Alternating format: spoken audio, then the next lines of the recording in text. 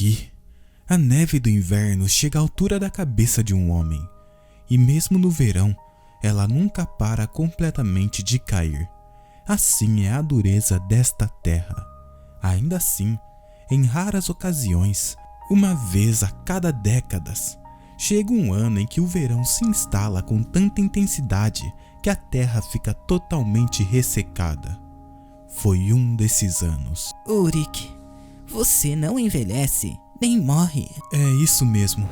Me diga, uma vida assim não é cheia de sofrimento? O tempo segue em frente. Eu sou o único que fica para trás. Até mesmo os elfos, que parecem viver para sempre, um dia chegam ao fim. E até o primeiro dos dragões, nascido muito antes de mim, já se tornou pó em algum lugar distante. E já deixei muita gente para trás. E vou continuar perdendo ainda mais. Então, se você quer saber, claro que dói. Ainda assim, porque somos mortais, as memórias um dia desvanecem. O presente se torna passado e só restam fragmentos de lembranças.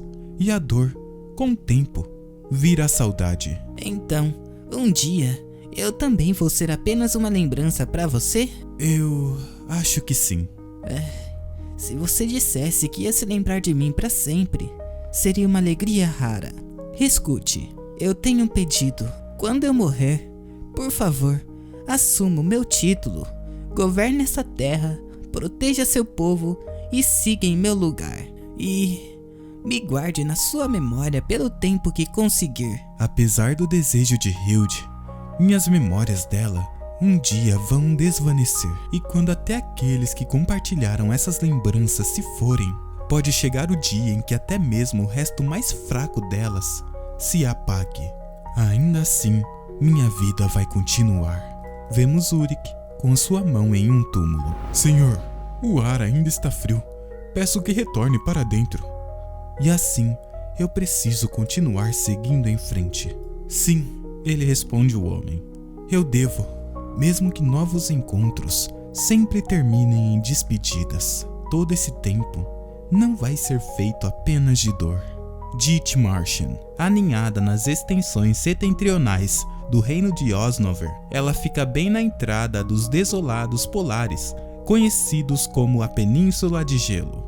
Por causa disso, monstros aparecem com frequência, e até mesmo o calor do verão é espantado pelos ferozes ventos do norte, tornando-a um lugar onde o calor não permanece. E é esse mesmo lugar que eu confiarei a você, Roberta. Perdão? A mim? É um lugar que conheço bem, pois já servi como seu sumo sacerdote. Embora humilde, com apenas um pequeno templo em vez de uma grande catedral, a nomeação de um sacerdote aqui é feita pessoalmente por sua santidade. Espere um instante, Padre Alonso.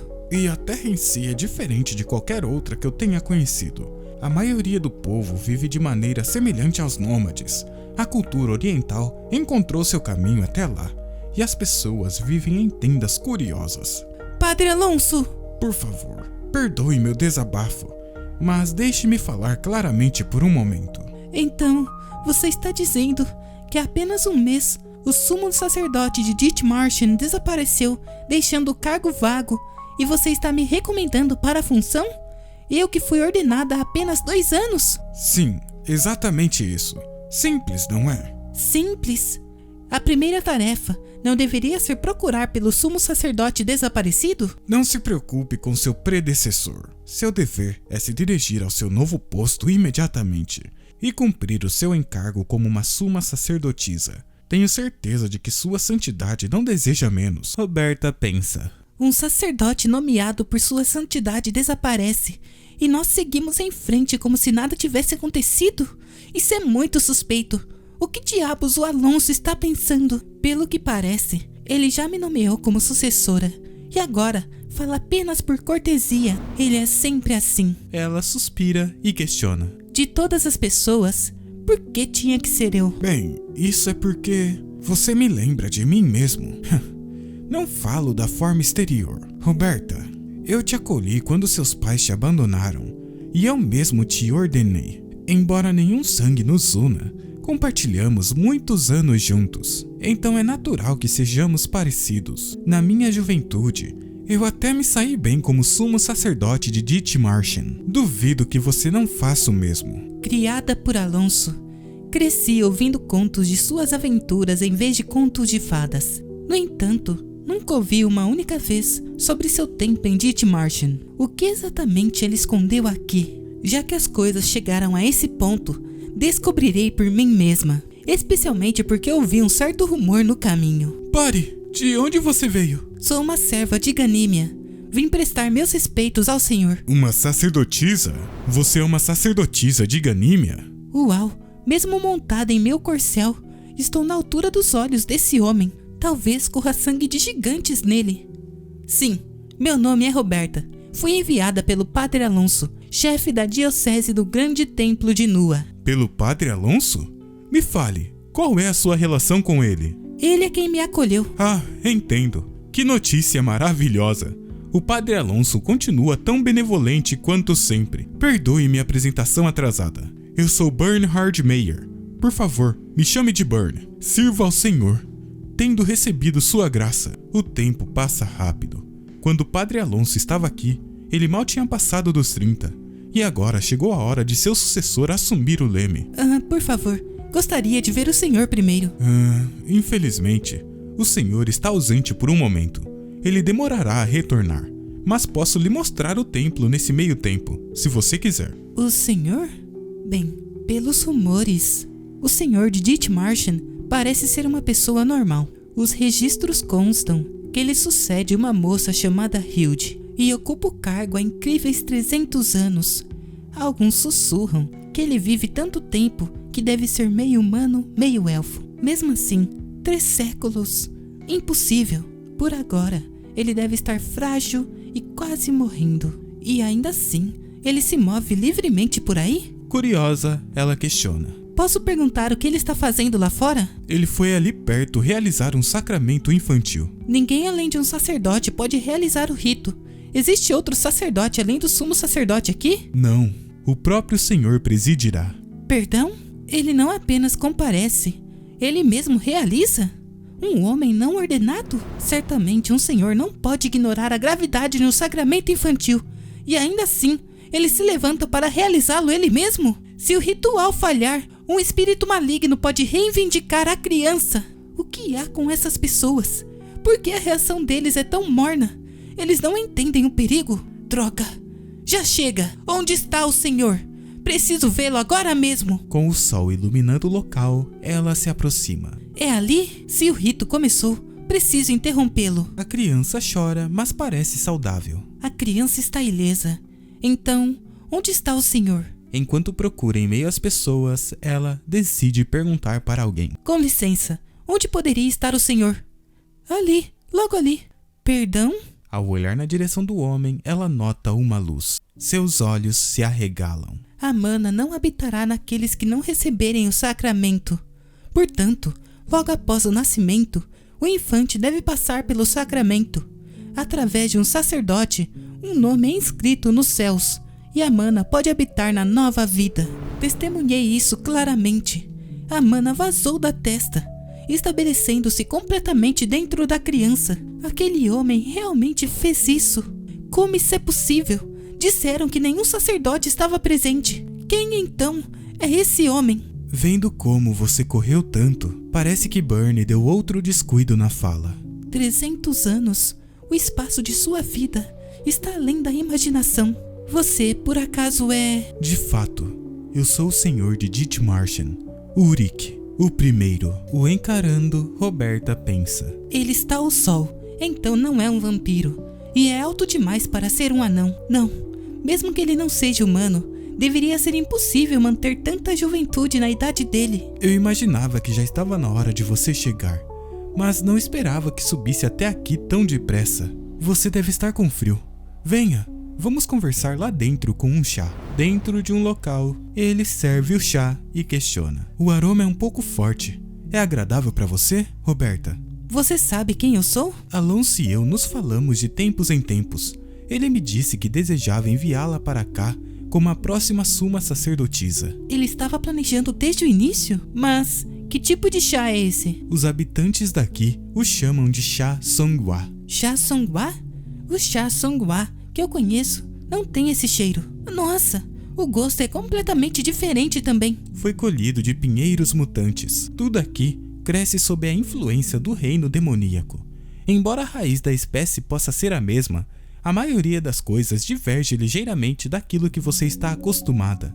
Você não está em posição de ser exigente com a comida, então seria sábio se acostumar com ela. Eu tinha ouvido dizer que o clima aqui era árido e com um frio cortante, mas agora que estou aqui, não parece tão rigoroso quanto imaginei. O clima só começou a melhorar há alguns anos. A temperatura tem subido independentemente da estação. Talvez seja um sinal de que a pequena era do gelo está chegando ao fim.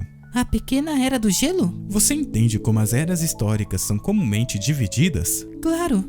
O período desde a ascensão de um império até sua queda é contado como uma era. Sim, esse é o padrão humano.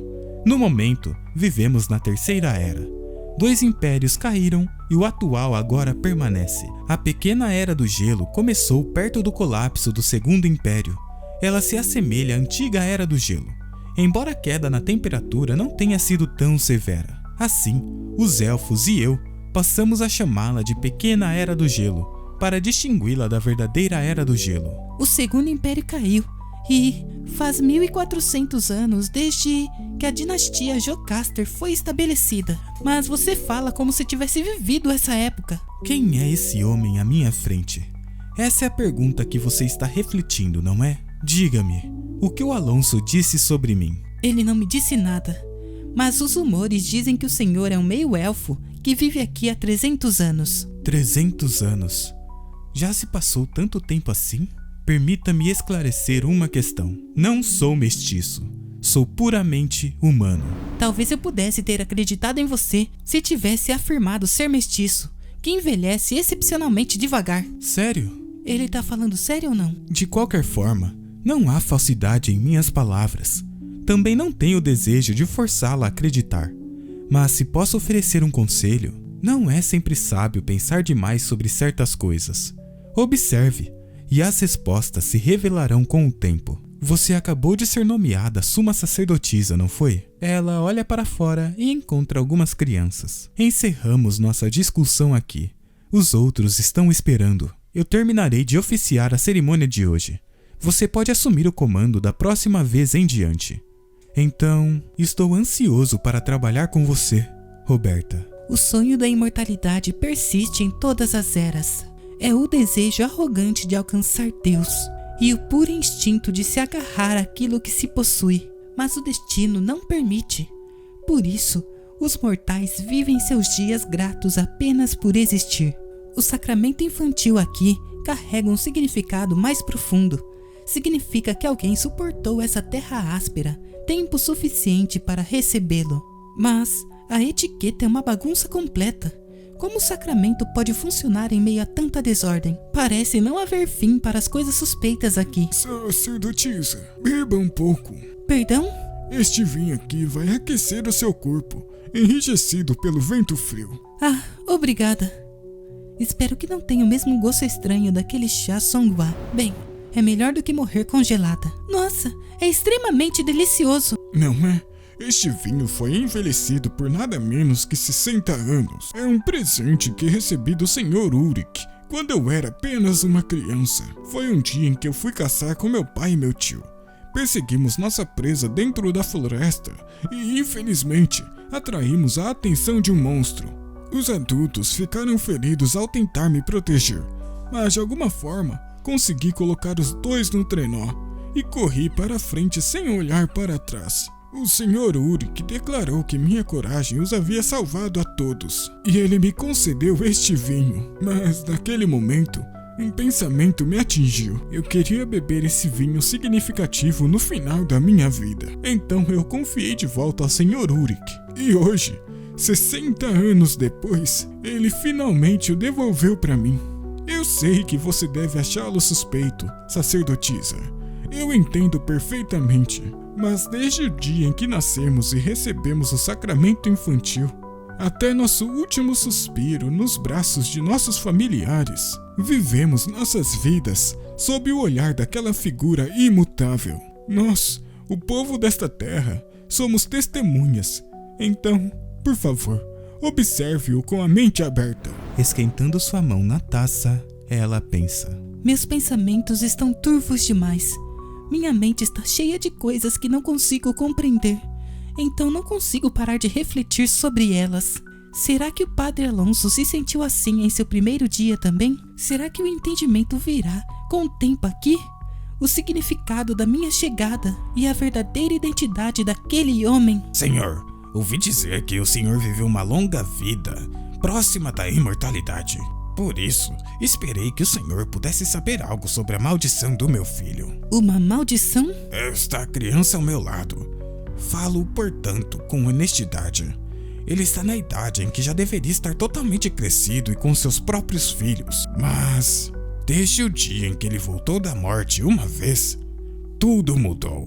Querido Padre Alonso, pouco mais de uma semana se passou desde a minha chegada. Desde o dia em que cheguei, comecei meus deveres como sumo sacerdote. Desde o desaparecimento do meu predecessor, a paróquia caiu em certa desordem. Para restaurá-la rapidamente, selecionei acólitos e dei conta dos sacramentos acumulados. Deixei algumas coisas passarem no último sacramento, mas precisamos discutir a etiqueta adequada dos sacramentos. Não deveríamos ao menos preparar incenso e óleo de unção? Por quê? Como assim, por quê?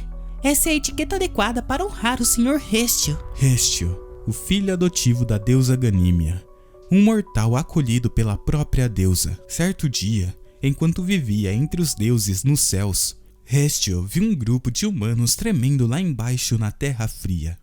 Tomado pela compaixão, ele desceu e lhes ofereceu fogo. A partir daquele momento, os humanos passaram a segui-lo, considerando-o Pai e Deus. Sempre que realizam um ritual, acendem o fogo e o honram, criando fumaça a partir da chama apagada. Dizer que eles o honram está errado. O mais correto seria dizer que o invocam. Você está falando coisas estranhas de novo, pensa Roberta enquanto Ulrich continua. O motivo de acenderem o fogo e depois apagarem é para invocar Restio, pois quando a chama se apaga, Restio desce e a acende novamente. Ele reacenderia toda vez para poupá-los do trabalho, mas eles entenderam como se ele aparecesse sempre que o fogo era apagado. Você tem um conhecimento estranho desses detalhes. Você já encontrou o Sr. Restio pessoalmente? O que eu quero dizer é... toda essa etiqueta começou por um mal-entendido. Os deuses nunca ensinaram essas coisas a eles. Então, como isso ajudaria nos sacramentos? Por favor, não se esqueça que eu sou um sacerdote. Não se preocupe. Eu lembro muito bem. Para constar, eu disse exatamente a mesma coisa ao Alonso. O Padre Alonso nunca disse nada disso. Acho que é inevitável, já que vivemos na terra dos caolhos. O Padre Alonso sabe que eu não sou particularmente devota. Talvez seja minha natureza cética. No entanto, ainda assim, eu sigo os costumes sem questionar os rituais. É um milagre que ninguém o tenha denunciado por heresia até hoje, mesmo quando tento investigá-lo um pouco mais. O senhor? Ele é um homem realmente extraordinário. Você já ouviu a lenda de como ele derrotou um grande gigante e visitou o ninho de um dragão adormecido? Como eu posso dizer? Não é meu lugar falar levianamente, mas ele é um homem de grande refinamento. É assim que as coisas são. As pessoas daqui o tratam como um deus, e esse fato faz parecer que a estranha sou eu. Faz com que eu me sinta completamente deslocada. Vou permanecer aqui por mais 10 anos. Será que realmente consigo me adaptar a este lugar? A vemos saindo de uma sala. E se devo apontar mais um incômodo, estou hospedada na mansão do Senhor. Os aposentos do templo estavam em péssimas condições. Então não tive escolha. Acho que ele me deixou ficar por consideração. Mas para mim, é apenas uma conveniência desconfortável com um senhor suspeito. De repente ela nota algo. O rapaz com a criança caminham nos corredores. Esse lugar realmente recebe visitantes? Neste terreno tão hostil? Essa direção leva ao escritório do senhor. Então você estava me procurando. Ouvi histórias sobre o senhor e vim procurá-lo. Dizem que o senhor viveu uma vida muito longa. 300 anos, não é? Não, Dizem que chega perto da imortalidade. Foi isso que você veio descobrir? O motivo por trás da minha juventude eterna? Roberta, escondida, espia a conversa. Esse não é o meu objetivo. O motivo de eu vir até o senhor é outro. Meu nome é Rashid. Venho do reino de Ararik. Eu pensei que o senhor, de todos, poderia saber algo sobre a maldição do meu filho. Uma maldição? Quantos anos você tem? Tenho 67. Tive esse filho quando tinha 21 anos. Então, falarei com sinceridade. Ele está em uma idade que já deveria estar completamente crescido e com seus próprios filhos. Mas, desde o dia em que ele voltou da morte uma vez, tudo mudou. Você está dizendo que essa criança morreu e voltou à vida? Isso mesmo. Foi um acidente inesperado. Ele se afogou em um riacho. Eu e minha esposa confirmamos sua morte e até realizamos um funeral. Mas não muito depois disso, gritos ecoaram de sua cova. Nós cavamos a sepultura às pressas e abrimos o caixão, apenas para encontrá-lo chorando lá dentro. Desde aquele dia, a criança parou de crescer. Até sua mente regrediu ao nível de um bebê e ele não se lembra de nada, exceto que eu sou seu pai. Nós enterramos os mortos completamente intactos para que possam seguir para o além ainda ligados à terra. Mas meu filho não conseguiu. Amaldiçoado pelos deuses, ele não conseguiu partir e retornou a este mundo nesse estado, porque ele insultou os deuses quando tinha 8... Pare com suas mentiras. Ararik. Lembro que é um país distante no leste, e você disse que viajou de lá até aqui para me ver. Isso é impossível. Fora de Osnover, poucos sabem sobre mim. Você apenas vagou, ouviu rumores e veio. Não foi isso? O homem se espanta. Doenças e maldições podem ser curadas por sacerdotes. Se não puderem, magos e alquimistas podem. Se nenhum deles conseguiu resolver, então não é uma maldição. Diga a verdade. O que exatamente você fez com essa criança? Vemos o homem espantado. Avançar! Há cerca de 30 anos, vemos um grupo atacando o que parece ser uma fortaleza. Os portões estão se abrindo! Avancem! Ei, Rashid! Ordens do chefe. Entrem e capturem um homem velho. Hã? Capturar quem exatamente? Eu também não sei os detalhes, mas pelo que o chefe disse, ele supostamente é um alquimista pesquisando a imortalidade. Vemos o interior do local. O lugar está completamente vazio. Será que ele já fugiu? Isso seria muito problemático. De repente, ele entra em uma sala suspeita. Parece que ele estava com tanta pressa que não conseguiu nem apagar o fogo. Ele olha para um tubo de ensaio. Isto é... Não toque nisso com suas mãos sujas! Alguém chega correndo na sala. Rashid tenta sacar a sua espada, mas um brilho emana da palma do homem. Essa luz... Mana! O local é destruído. O homem leva sua mão à boca e, ao olhar para o lado e encontrar o tubo de ensaio caído, se lança em sua direção. Não, não! Isso é precioso! Maldição! Maldições! Enquanto ele murmura, Rashid, ainda inteiro, se levanta com sua espada em mãos e atinge o rapaz pelas costas. O rapaz lança um grito. Rashid gira sua lâmina e arranca de seu corpo. Sangue escorre pela barriga do rapaz. A capa do homem é posta em chamas e Rashid o encara enquanto ele pega fogo. Foi só então que percebi a verdade. O jovem que matei era aquele mesmo alquimista. Em um outro lugar, ele pergunta: não disseram claramente que ele era um velho? Não afirmaram que estava buscando a imortalidade? Ele deve ter retardado seu envelhecimento. Isso significa que ele estava tão perto de alcançar a imortalidade? Se eu não tivesse o matado, talvez ele tivesse conseguido. Escute, Rashid. Historicamente, entre os tolos que buscaram a imortalidade, ninguém conseguiu, nem teve um fim digno. A busca por essas coisas leva apenas a uma morte miserável, assim como aquele homem. Foi para o melhor. Não se preocupe por ter matado o alquimista. O chefe apenas sofreu um delírio passageiro. Ele vai esquecer isso em breve. Embora eu tenha entendido o significado de suas palavras, eu não consegui me forçar a abandonar isso. O elixir do alquimista, a juventude que ele possuía, me encheu de esperança. Não foi a ganância pela imortalidade que me guiou, mas o pensamento de que eu poderia vendê-lo por uma boa quantia. No entanto, logo depois, Meu filho sofreu um infortúnio. Fui forçado a fazer o que fosse necessário. Se fosse esse elixir, acreditei que poderia restaurar o meu filho. Mas, mesmo depois de administrar o elixir, achando que ele estava morto, eu o enterrei. Mas, um dia, gritos começaram a vir de seu túmulo. Tudo o que aconteceu depois, meu senhor, é como eu relatei. Minha esposa e eu não desistimos do nosso filho e continuamos cuidando dele. Mas antes de partir, ela disse que nosso filho não parecia o nosso filho. Então, não, seu desgraçado! Roberta se assusta com algo. O homem leva uma mordida de seu próprio filho. No chão, onde maçãs estão caídas, ele se lança para comê-las. Uric diz: mal posso imaginar as provações que você enfrentou para chegar até aqui. Ninguém conseguiu descobrir a causa dessa condição, e você provavelmente ouviu apenas a dura conclusão de que seu filho não poderia ser curado. Você ainda acredita que essa coisa seja seu filho? Mesmo que ele se comporte como uma besta, ele ainda carrega a forma do meu filho. Como um pai poderia negar o próprio filho? Que pena.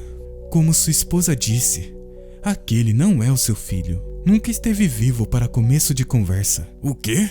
O que você quer dizer? Portanto, apenas um caminho resta. Uric saca sua faca. Espere! Ele se aproxima das costas do garoto. Pare, senhor! Roberta se espanta com algo.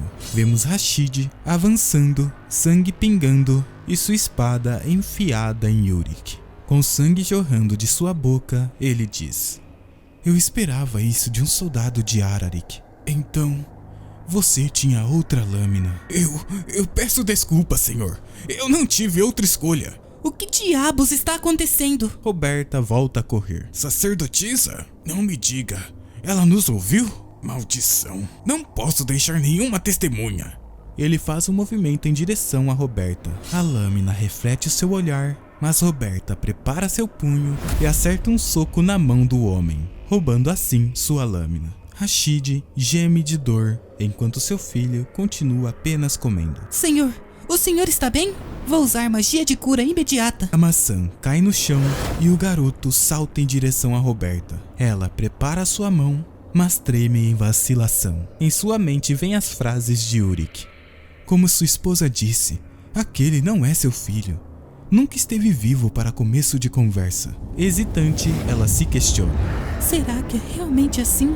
Como ele pode ter tanta certeza? Ele se parece completamente com uma criança. O garoto abre sua boca e executa uma mordida.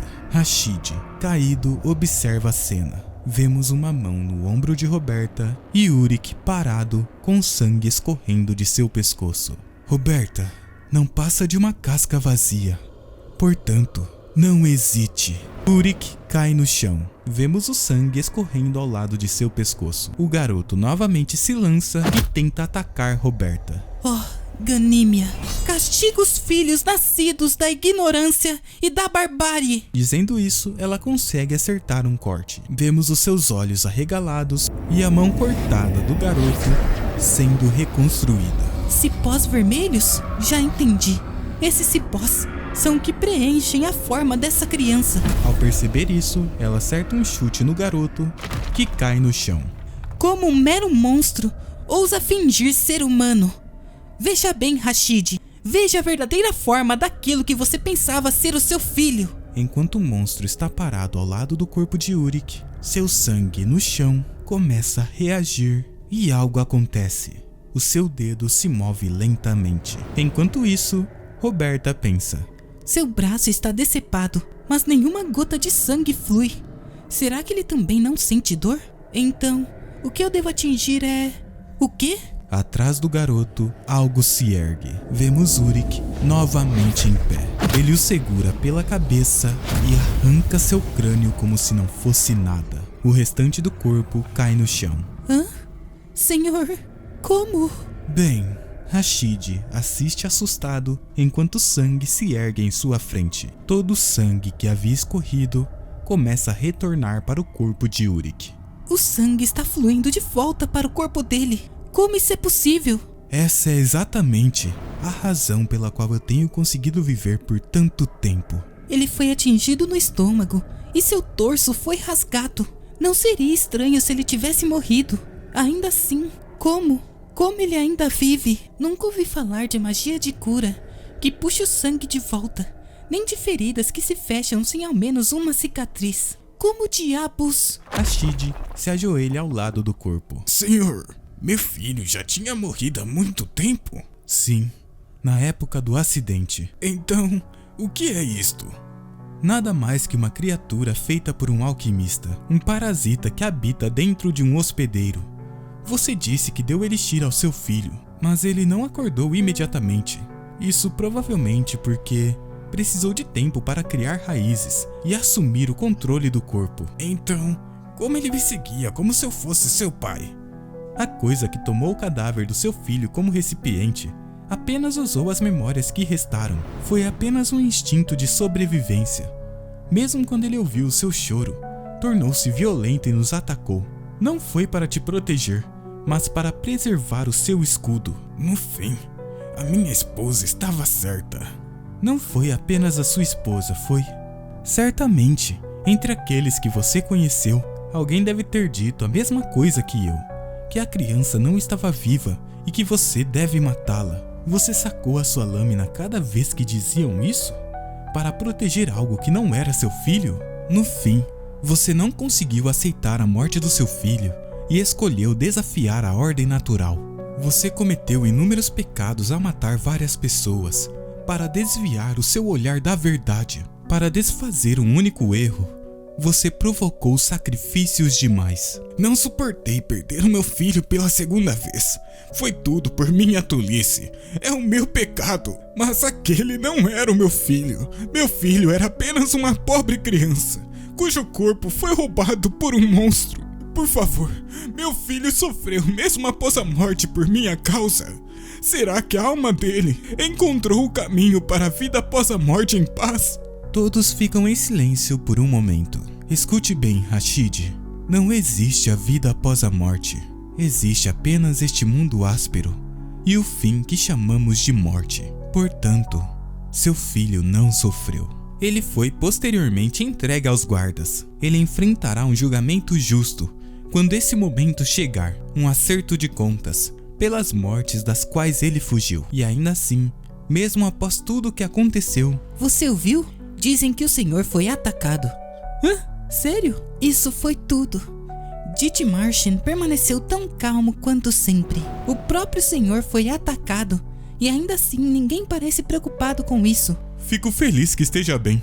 O escritório estava ensopado de sangue e ainda assim, tendo visto com meus próprios olhos, começo a entender. Quando alguém contempla um homem que é, por si só, uma anomalia a cada dia. Roberta, deve haver muito que você deseja me perguntar, não é? Perdão? Por que de repente? Está escrito claramente no seu rosto. Pergunte o que quiser. Seus pensamentos devem estar confusos.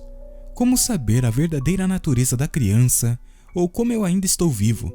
Nada disso te incomoda? Não, eu estou bem. Claro que eu estou curiosa. Há tanta coisa que eu queria perguntar. No entanto... Não existe vida após a morte. A declaração dele naquele dia tem um peso muito maior do que qualquer sacramento que ele realizou. As escrituras ensinam que após a morte, as almas são divididas. Os virtuosos ascendem ao céu e os perversos são lançados no inferno. A vida após a morte é uma noção que concede consolo a incontáveis almas. Essa pessoa negou tais palavras. Como sacerdotisa, eu deveria questioná-lo, mas suas palavras não soaram como falsidade ou engano. É por isso que eu não ouso perguntar mais, porque a verdade que ele possui pode ser mais do que sou capaz de suportar. Parece que isso estilhaçará tudo o que eu sei. Então, por agora, não vou buscá-la. É assim? Muito bem. Como eu pensei, você se parece com Alonso. Perdão? Aquela criança também era muito curiosa como você, mas cautelosa no que escolhia perguntar. Aquela criança? Ele disse algo parecido com a sensação de que isso estilhaçaria tudo o que ele sabia. Parando para pensar, aqueles que permaneceram ao meu lado por mais tempo eram todos muito parecidos. Hilde também perguntou apenas no final. Hilde? Você quer dizer o senhor anterior? Enquanto ela pensa, ele diz: Embora isso signifique pouco para mim, vocês sempre foram tão cuidadosos. A esse respeito, Roberta, tenho a sensação de que você permanecerá aqui por muito tempo. Ela, ouvindo isso e o encarando, pensa: O rosto dele não parece mais velho que o meu, mas começo a ver o peso dos anos nele. Pouco a pouco, parece que me acostumei com isso. É assim? E foi então, enquanto o inverno chegava ao fim, o Senhor, por motivos desconhecidos, não abriu os olhos por algum tempo, como se ele tivesse caído em um sono sem fim. O vemos dormindo. De repente, Ulrich abre seus olhos. Uma garotinha que estava ao seu lado se espanta e sai correndo gritando pelo seu pai. Estou em um ger da tribo Bard? Entendo. O inverno passou enquanto eu dormia. Um homem entra no local. Você acordou. Estive esperando por você, meu senhor. Curte, não é? O clima está bem agradável. Está. A primavera já está em pleno vapor. Há quanto tempo eu dormi? Passou um pouco mais de um mês. Você se lembra? No fim do inverno, você veio caçar monstros nessa área e parou em nossa tribo. Depois de entrar aqui para descansar o corpo por um tempo, você não acordou mais. Ainda assim, dessa vez foi bem curto. Quando eu servia como pajem no castelo, você dormiu por mais de um ano. Eu não te disse que não era nada para se preocupar? Mesmo assim, como eu não ficaria chocada vendo você deitado aqui como um cadáver? Da sua perspectiva, deve ter sido chocante. Peço desculpas. Isso acontece comigo de vez em quando. O que diabos você quer dizer com acontece? Às vezes, na vida, uma onda repentina de tédio te invade. Sempre que isso acontece, eu caio em um sono profundo. Pense nisso como hibernação. Deixa pra lá. Eu nunca vi ninguém dormir como você, meu senhor. Ouço isso com frequência. Então, aconteceu alguma coisa nesse meio tempo? Vou deixar vocês conversarem. Nada demais. Enquanto você estava dormindo, o Sr. Bernhard cuidou do trabalho perfeitamente. Eu criei Bern desde que ele era uma criança, então não me preocupo com o que ele faz sem o meu conhecimento. Eu estava perguntando sobre você. Você tem se saído bem como sumo sacerdotisa? A paróquia estava em estado lamentável. Deve ter sido difícil restaurá-la. Você parece ter emagrecido nesse meio tempo. Você precisou de ajuda enquanto eu estava dormindo? Não tem sido muito tranquilo, mas a paróquia é minha responsabilidade. Então você não precisa se preocupar com isso. É mesmo? Então você deve ter me procurado por outro motivo. Certo. Convidados chegaram em Dithmarschen. Convidados? Dizem que estão procurando um guia, pois desejam encontrar um dragão na Península de Gelo. Há muito tempo, o mundo estava coberto de fogo. Para apagá-lo e torná-lo solo fértil, os deuses retiraram a água de outra dimensão e começaram a moldar criações sobre a terra. Primeiro e mais importante, eles concederam um nome junto com inteligência a um lagarto de 4 pernas. Esse foi Huobreida, o primeiro ser inteligente e progenitor dos dragões. Então, o primeiro ser inteligente não foi um elfo ou um anão, mas um dragão. De fato. Você sabe que essa história não está escrita nas escrituras, certo? Claro. Os mitos e a história registrados nas escrituras pertencem exclusivamente aos humanos. Nossas espécies os têm passado de geração em geração. Por outro lado, restam apenas alguns dragões. Eles estão destinados à extinção em breve. Nesta era, nós não temos o luxo de nos preocupar com uma raça em desaparecimento, temos? Assim, eles se tornam seres esquecidos. E ainda assim, nossos convidados vieram procurando um dragão. Está correto. Estamos procurando um guia familiarizado com os caminhos da Península de Gelo. A propósito, você é realmente o senhor de Dithmarschen? Ouvi dizer que ele era um homem idoso que vive há mais de 300 anos. Será que eu tinha esse tipo de expressão no meu primeiro dia também? Eu sou o senhor há mais ou menos esse tempo, na verdade. Embora eu não seja um idoso. Como serva de Ganímia, garanto que este homem é o Sr. Ulrich, o mestre de Dithmarschen. Eu sou o Conde Bellido de Motrilda, do reino de Carbonihar. Aqueles atrás de mim são meus acompanhantes e escoltas. Por favor, perdoe minha grosseria. Como você pode ver, é impossível adivinhar sua idade pela aparência. Não guardo rancor. Isso acontece com muita frequência. Para voltar ao assunto, recebemos a informação de que o dragão que procuramos fez ninho na Península de Gelo. Seu nome é Narvakayane, um dragão com escamas brancas puras e translúcidas. Não sei onde você obteve essa informação, mas ela está correta. Narva Kayane realmente está na Península de Gelo. Então... No entanto, você não conseguirá encontrar um guia para ir com você. É perigoso demais. Estamos cientes de todos os riscos e do fato de que essa terra está sob a influência do reino demoníaco. Planejamos oferecer uma boa compensação. Também podemos contratar mais escoltas. Mesmo que você adicione mais pessoas, isso só vai aumentar o número de baixas. Se você ainda insiste em ir, não faça os outros falarem por você e me pergunte diretamente. Estou me dirigindo a você. Ele aponta para o rapaz atrás. O verdadeiro líder desse grupo. Estou certo? O que você está falando? No momento em que te vi, ficou óbvio que você é um descendente de Banaris. Não sei porque você começou a falar essas baboseiras do nada. Chega, você está certo. Esse homem estava só seguindo ordens para ficar no meu lugar. Eu sou o verdadeiro líder desse grupo, o herói do reino de Carbonihar, descendente do grande rei Banaris, e o duque de Tolemanca, Bailan. Até hoje, ninguém nunca descobriu minha verdadeira identidade. É a primeira vez. Como você soube? Embora minha memória esteja um pouco turva, eu percebi uma certa semelhança entre você e Banaris. Você fala como se tivesse conhecido ele pessoalmente. Isso é completamente impossível. Você disse que tem pouco mais de 300 anos. Para ter conhecido ele pessoalmente, você teria que ter nascido pelo menos alguns séculos antes. Na época em que conheci Banaris, eu ainda não era conhecido como Ulrich de Dithmarschen. Você está dizendo que viveu muito mais do que 300 anos? Isso é absurdo. Tudo bem, vamos supor que o que você diz seja verdade. Então, qual nome você usava naquela época? Quando você conheceu ele, eu quero dizer. Deixe-me refrescar a memória. Ganyan, Hanier, Stenrise. Será que voltei demais? Eu também usava o nome Rosenstein, que era uma combinação de dois lugares, Rosenburg e Blaustein. E depois disso, teve um nome que usei quando servi por um tempo sob um nobre na região de Villeneuve. Eu acho... era Laurent. O quê? Isso é um absurdo. Como ele poderia? Laurent? Sim, o nome era Laurent de Villeneuve.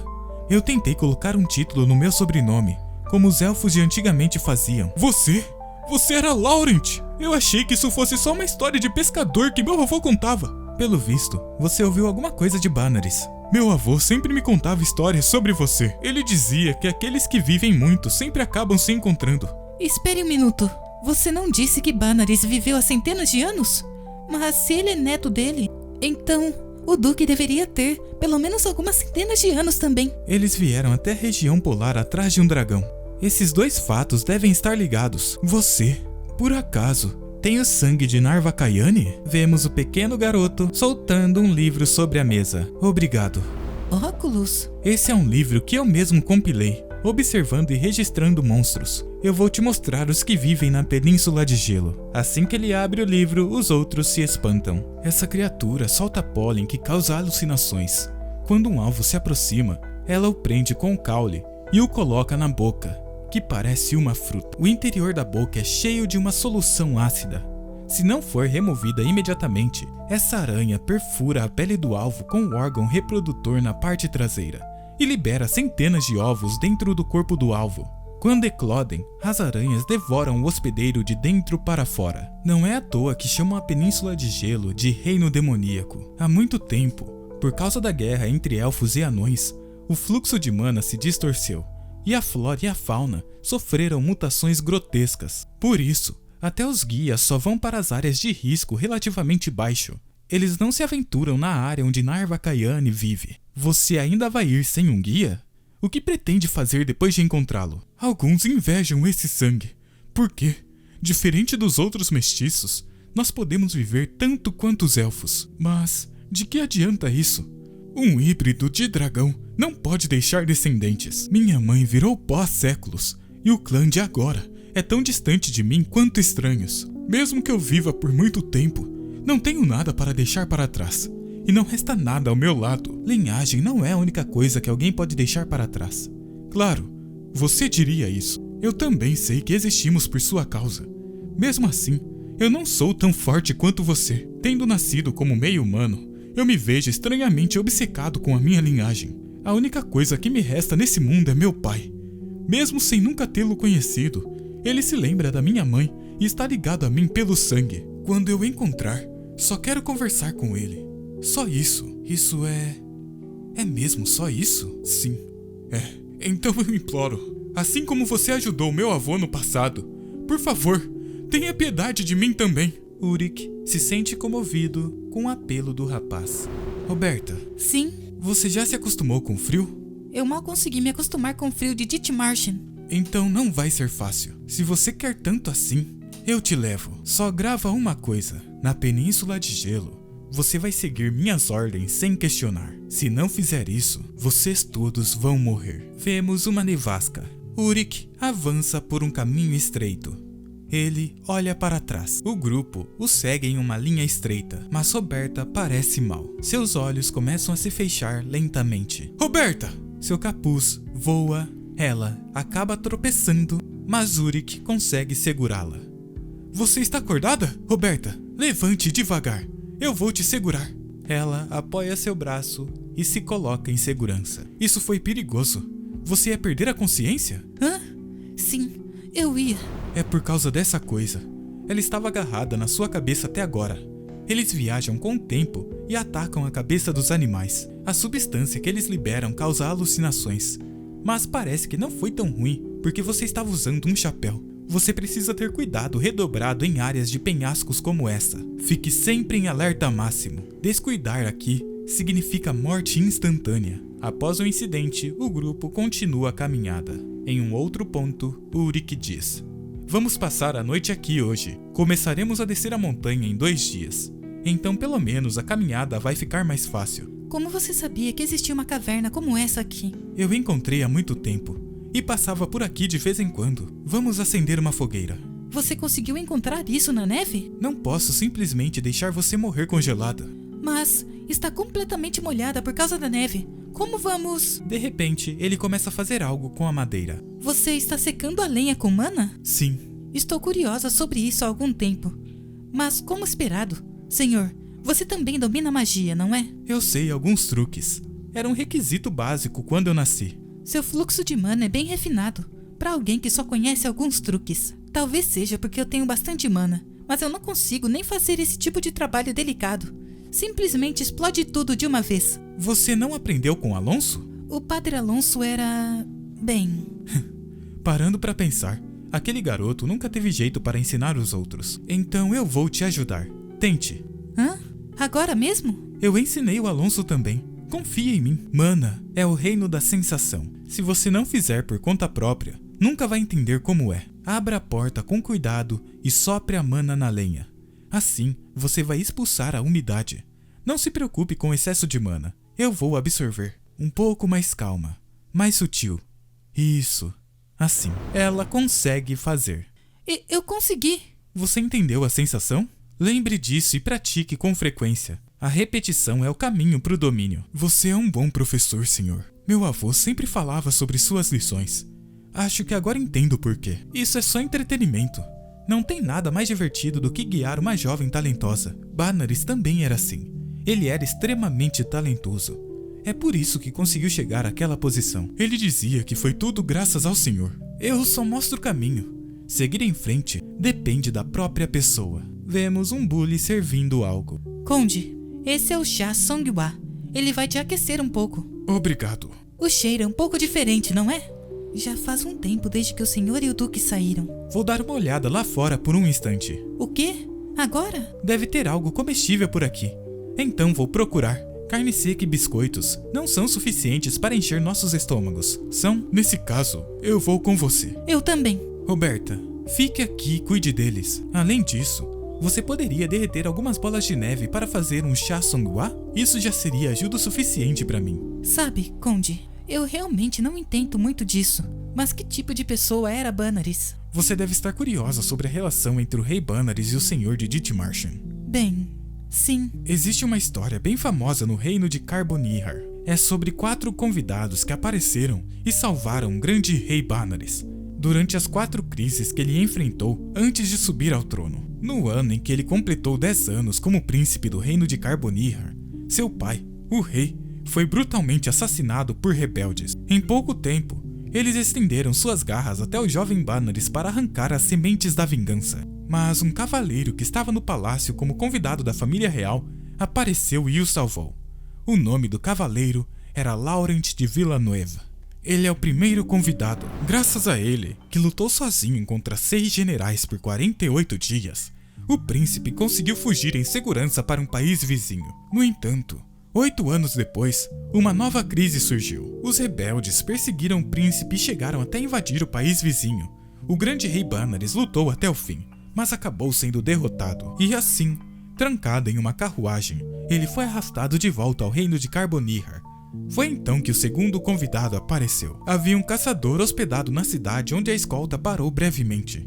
Ele reconheceu o príncipe preso na carruagem e o ajudou a escapar no meio da noite. Para despistar a escolta, eles atravessaram uma floresta habitada por uma bruxa enlouquecida. As situações com o terceiro e o quarto convidado foram semelhantes. Quando o príncipe estava prestes a ser executado após ser acusado de tentar um golpe, um sacerdote desconhecido trouxe provas da sua inocência. Quando Banares caiu em um estado de animação suspensa por anos devido a uma tentativa de envenenamento, um alquimista de um país vizinho trouxe um antídoto.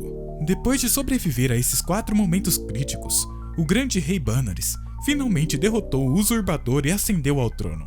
Depois disso, ele governou o reino de Carbonihar até os 90 anos. Mas o que aconteceu com aqueles convidados no final? Dizem que todos os 4 partiram sem receber qualquer recompensa. Depois que o grande rei subiu ao trono, ele espalhou proclamações por todo o reino para encontrar seus salvadores. No entanto, havia algo estranho. O que estava escrito nas proclamações não eram nomes ou descrições dos salvadores, mas sim imagens de gratidão e bênçãos destinadas a eles. Será que eram cartas? Cartas.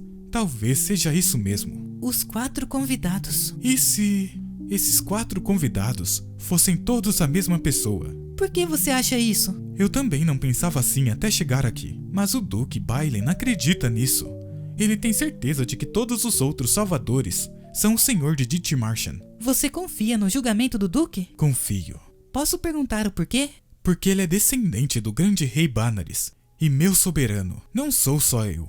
Cada um de nós tem sua própria história, mas todos carregamos uma dívida com ele para o resto da vida. Então, sejam quais forem as suas crenças ou o caminho que ele escolher, nós vamos segui-lo até o fim. Pouco tempo depois, os 2 voltaram carregando algo pesado dentro de um saco. Quando perguntaram o que era, disseram que era carne. Quanto ao tipo de carne, preferiram não responder. 2 dias depois, finalmente deixamos as montanhas e descemos para as planícies. Talvez por termos relaxado ao caminhar por um terreno muito mais fácil do que antes, um dos vassalos que seguia o Conde Belildo acabou se afastando do grupo por um momento. E então, algo acontece e o grupo olha assustado para trás. Belildo! Igor! Um monstro sai da neve e morde a perna do homem.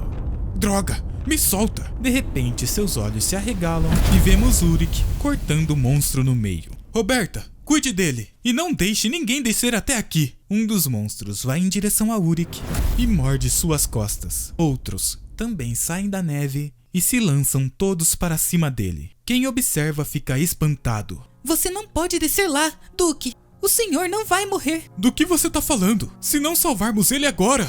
Os 2 se espantam com algo. Vemos uma poça de sangue. O senhor vai voltar, não vai, senhor?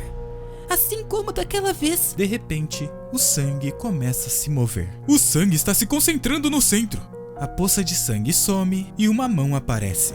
Ulrich retorna à superfície. Senhor, o senhor está bem? Sinto muito, Bailen. Eu não consegui salvá-lo. Ele diz, segurando o outro homem pelo braço. Belildo não teria sobrevivido sem você. Nós é que deveríamos estar te agradecendo, não fazendo você pedir desculpas. O senhor está bem? O que foi aquilo agora há pouco? Não se preocupe, embora tenha doído um pouco, não é nada sério. Na verdade, quem está causando problemas são vocês. Parece que todos baixaram a guarda depois de sair daquele terreno difícil. Mas não somos os únicos que acham esse lugar habitável. Pelo contrário, há ainda mais monstros por aqui do que nas montanhas nevadas. Então esse lugar é ainda mais perigoso. É aqui que o reino demoníaco realmente começa. Se não ficarem atentos, outro desastre pode acontecer. Eu não posso salvar todo mundo sozinho, então lembrem-se disso. Eu vou. Com a perda de um dos nossos, o clima ficou pesado na mesma hora. Rezo para que esse seja o último sacrifício da nossa jornada. No entanto, assim como o senhor alertou, isso foi apenas o começo. A pedido do Duque, eu conduzi uma oração pelos mortos antes de partirmos. Como os monstros começavam a aparecer assim que a noite caía, o ritual foi breve. Alguém se aproxima dela. Não importa quantas despedidas enfrentemos, a jornada precisa continuar. Outro dia se passou e mais uma pessoa morreu. Enquanto o senhor e eu estávamos fora, ele saiu para resolver alguns assuntos. 3 dias depois, fomos atacados por um pássaro monstruoso e no dia seguinte, um homem perdeu uma perna. Após 14 dias passando por isso... Senhor de Dithmarschen, é aquele o lugar? Sim. Narva-Kaiane fez sua toca em algum lugar nessas montanhas. Não me diga que vamos ter que subir tudo isso e procurar por ele. Não se preocupe, isso não vai acontecer. Que alívio. De repente, algo a espanta. Aquilo é uma torre? Eles caminham e entram na torre. Por que existe um edifício como esse na Península de Gelo? De repente, Bailen para. Na parede, ele encontra algo escrito. Aquilo é uma escrita? Parece que sim. Você consegue ler? Não. Parece algum tipo de testamento. O senhor consegue ler, meu mestre? Ele olha para a parede e lê. Estamos morrendo agora. É isso que está escrito. Você mencionou que houve uma guerra entre elfos e anões na Península de Gelo. É a língua deles? Não. Os mestres desta torre não eram anões nem elfos. À medida que a Era dos Anões chegava ao fim e a Era dos Elfos começava a surgir, eles tentaram fundar a sua própria nação. É um vestígio de uma civilização humana que não conseguiu sobreviver. A Península de Gelo, originalmente, era dividida entre uma ilha e o continente. No fim da guerra, os elfos arrastaram a ilha até o continente e fundiram os dois, para impedir os anões que resistiam em sua fortaleza na ilha. Como resultado, o fluxo de mana ficou distorcido. Eles arrastaram a ilha? Era esse o tipo de era em que essa civilização viveu. Numa época em que até o fluxo de mana podia ser distorcido, os humanos foram apenas pegos no meio do conflito e perderam suas vidas. Ainda assim, esses humanos frágeis acabaram se tornando os líderes da era. Como você acha que isso foi possível? Seguindo as escrituras, foi graças ao Senhor Hestio. Durante a Era dos Deuses, todas as coisas nasceram sob poder celestial e viviam em paz. Embora parecesse eterna, essa era logo chegou ao fim. Os deuses deixaram os céus e apenas caos e violência sem fim permaneceram na terra. Antes de partir, os deuses pediram que Hestio fosse com eles, mas ele escolheu permanecer na terra ao lado de seus semelhantes. Os humanos, criados sob o abraço de Hestio, nutriram seus próprios ideais sob seus ensinamentos e seguiram adiante por caminhos diferentes, mas não conseguiram superar a corrente da era, e todos tiveram finais injustos, assim como os mestres desta torre. Consumido pela tristeza, Hestio reuniu todos os humanos restantes em um único grupo e escolheu uma pessoa como líder para erguer uma civilização. Aquele foi o primeiro império e o primeiro imperador. No fim, aqueles que se uniram firmemente sob o poder absoluto do trono alcançaram um poder maior do que qualquer outra raça já teve. E foi assim que os humanos conseguiram estabelecer sua história. Você se lembra de Ruobeidra? De quem falamos antes, Roberta? Você quer dizer o primeiro dragão? Sim, olhando por esse lado, Ruobeidra seguiu quase o mesmo caminho de Hestio. Ele foi convidado a partir com os deuses, mas permaneceu na Terra para salvar seus semelhantes. Não é praticamente a mesma vida de Hestio? Essa história viraria a Santa Sagrada de cabeça para baixo se eles ouvissem isso. As escrituras afirmam claramente que Hestio foi o único, mas essa é a verdade. Ainda assim, mesmo tentando seguir o mesmo caminho, embora as duas raças tenham tentado trilhar o mesmo destino, dragões e humanos tiveram finais diferentes. Por quê? Só posso imaginar a razão, mas uma coisa é certa. Ao contrário dos humanos, os dragões normalmente não vivem em grupos. O orgulho deles é tão forte que se recusam a formar bandos e não se submetem facilmente nem mesmo ao próprio progenitor. Ruobeidra deve ter tentado até o fim, mas no final, sua arrogância levou sua raça ao declínio.